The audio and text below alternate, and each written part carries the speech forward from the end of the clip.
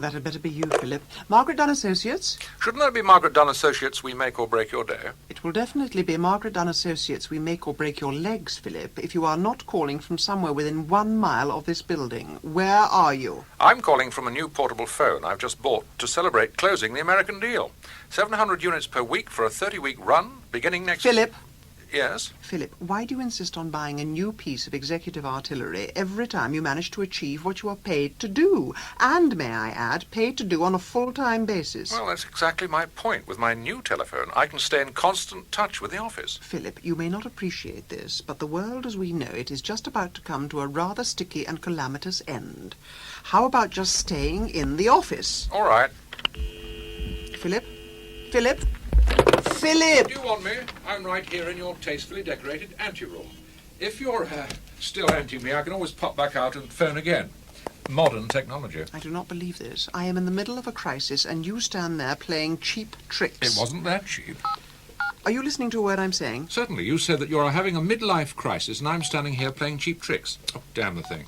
We happen to be having the worst financial quarter. Philip, put that thing down and listen to me. We happen to be having the worst financial quarter since my great-great-grandmother... May she rot in peace. May she rest in peace. Started this company in 1789. Another great year for female tyrants. The French Revolution, wasn't it? Do you possess any French blood, Margaret? Or shall I call you Marguerite? You're not listening to a word I'm saying. Of course I am. I just don't see us in a tumbril heading for the financial guillotine. I've just pulled in an order worth over $500,000. We can afford cake. Maybe so, but we can't eat it. While you were out gallivanting, I had the pleasure of spending the morning with our financial director and 3 of his whiz-kids. Their combined informed opinion stated we have a cash flow problem. You don't keep spare batteries in your Louis XIV bureau by any chance, do you? Please don't try my patience, Philip. It's not just cash flow. The knock-on effect is inhibiting expansion and stifling investment. We're on a very sticky wicket. Forgive me for appearing the dullard in this particular instance, Margaret, but the knock-on effect of what? The knock-on effect of all our bad debts. What, in your well-paid opinion, should we do about that? Pay someone else to take the problem off our hands? How about dinner tonight? You look so terribly fetching when you're angry. I'm not angry. I'm livid. Oh, Margaret, I'll take you to our favourite little French restaurant. We don't have a favourite little French restaurant. And anyway, the last 3 times you took me out for dinner, I ended up paying. Which is exactly my point. I'm out of pocket on 3 meals with you. If I accept another invitation... Which you will. Even if I accept your invitation, you would have to guarantee paying 4 times in a row before I broke even. I take it that's a yes then, is it? That's a palpable no. N-O, no. Oh. This company operates on a 16.5% profit margin, which you would be aware of if you spent more time here and less time at the old club. That means for every customer who fails to pay, you, Philip, will have to win 6 similar-sized orders to cover the cost. Has that improved your attention span? Somewhat. Who is the bounder, anyway, who's refusing to pay? Well, by far the worst offenders are your very good friends, Macmillan and King Enterprises. What? Old Stinky and Ginger? If that's all that's bothering you, I'll give them a call and sort out this entire hideous ordeal right now.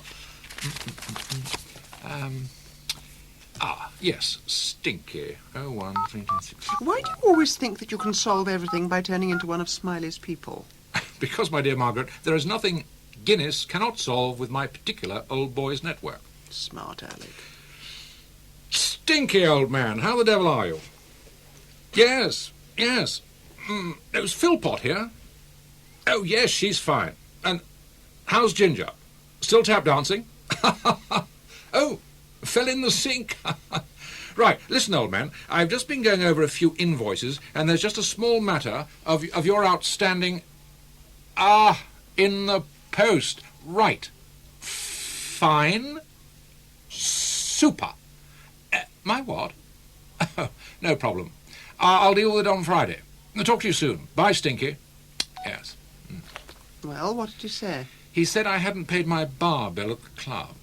About the money he owes us. Oh, he said the cheque was in the post. I knew it. You wait. It's probably coming by carrier pigeon. Oh, all right. But will you please reconsider my dinner?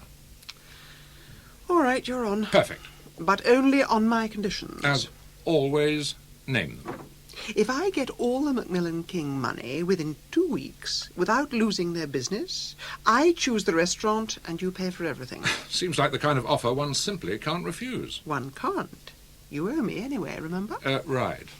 Now run along and stop that party in the sales department. There's no point in celebrating until the money's safely in the bank. Oh, and leave me that cordless phone thing. What? Oh, yes, all right. I've got a brilliant idea. B, T, T, and J. R. Oh, hello. Brindley Twist Tafft James. Ah. Oh, hello, James. Margaret Dunn here. Yes, I'd really like to talk to you about your debt flow service.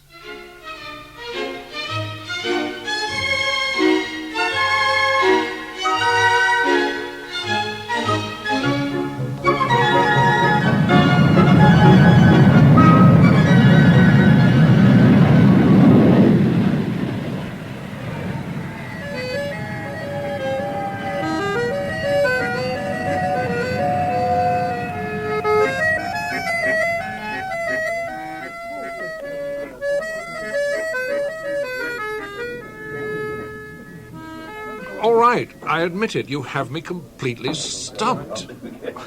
What did you do? Threaten them? What? And lose 2 valued customers like Stinky and Ginger? Come on, Philip, you can do a lot better than that. You put the financial director and his 3 wise brass-counting monkeys on it for a week solid. They can get blood out of a stone. Nothing so draconian or Dickensian. No use of staff whatsoever. We left the Dark Ages with my rotting great-great-grandmother, remember? All right, you have me, the Café de Paris, and the Duck à l'Orange waiting to hear how you did it. B, T, T, and J. We flew Air France. Brindley Twist Tafft James. The support group to Sir Edmund Hillary stayed with the Sherpas, didn't they? The solicitors. Solicitors? We can't afford solicitors. Yes, we can. We only paid a flat-rate charge, and if the case goes to court, they claim not only the original debt and costs, but also interest on the outstanding sum. You took Stinky and Ginger to court? No, Philip. Most of Brindley, Twist, Tafft, and James' requests for payment are answered with the first letter they send out. and Stinky and Ginger bought that? They had already bought it, Philip.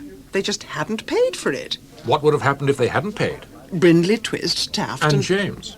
would have recovered the debt through the proper legal channels, and we could have made a profit, having got the interest on the money owed to us. Ah, a profit. Now, that's something Macmillan and King have always understood. And Margaret Dunn Associates.